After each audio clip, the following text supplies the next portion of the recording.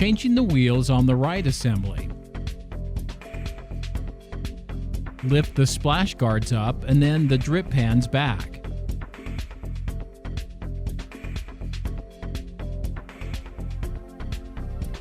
Put the wrench on the shaft flange and rotate the wheels towards yourself.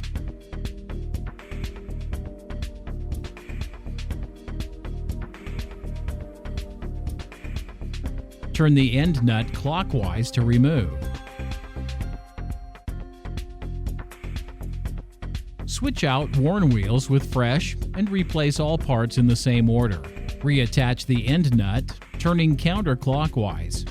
Add a little grease onto the motor shaft and then slide assembly back on and rotate the wheels away to tighten. Put the drip pans into place.